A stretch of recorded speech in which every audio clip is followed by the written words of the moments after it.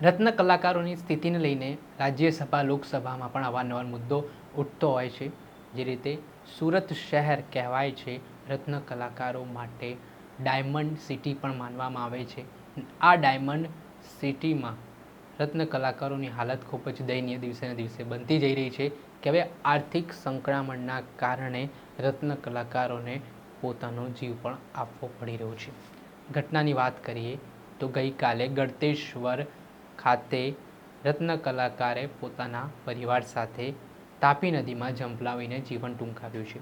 આ ઘટનાથી સુરત શહેરમાં શોકની લાગણી જન્મી છે। બપોરની આસપાસ જે મૃતક છે વિપુલભાઈ, તેઓએ પોતાની પત્ની સરિતાબેન અને 12 વર્ષીય પુત્ર વ્રજ સાથે તાપી નદીમાં ઝંપલાવ્યું છે।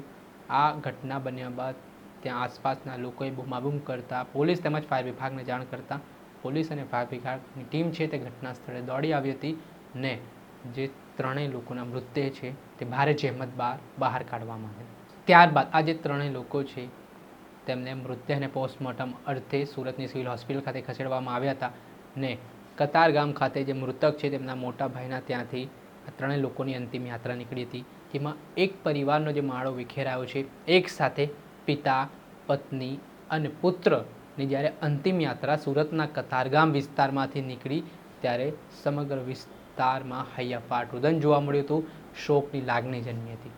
જે રીતે મોટી સંખ્યામાં ત્યાં હાજર લોકો આ અંતિમ યાત્રામાં જોડાયા હતા અને જે ઘટના બાદ શોકની લાગણી જોવા મળી, જે મૃતકના પરિવારજનો છે તેમનામાં હૈયાફાટ રુદન જોવા મળ્યું, રોકકળ જોવા મળી ને આ ઘટનામાં જે રીતે સુરતમાં રત્ન કલાકારો આર્થિક સંકળામણના કારણે જે પગલું ભરી રહ્યા છે તે એક ચિંતાનો વિષય બન્યો છે।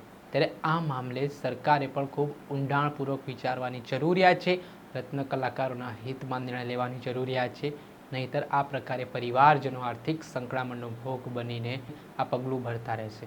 આ ખૂબ જ દુઃખદ ઘટના કહેવામાં આવી રહી છે। ત્યારે હવે આ પ્રકારના બનાવ અટકાવવા માટે સરકાર આગામી દિવસોમાં શું પગલાં લે છે, રત્ન કલાકારોના હિતમાં શું નિર્ણય લે છે તે જોવું રહે। દર્શક મિત્રો, એન કવરેજ ન્યૂઝને આપ લાઇક કરી લો, સબસ્ક્રાઇબ કરી લો અને શેર કરવાનું ભૂલતા નહીં।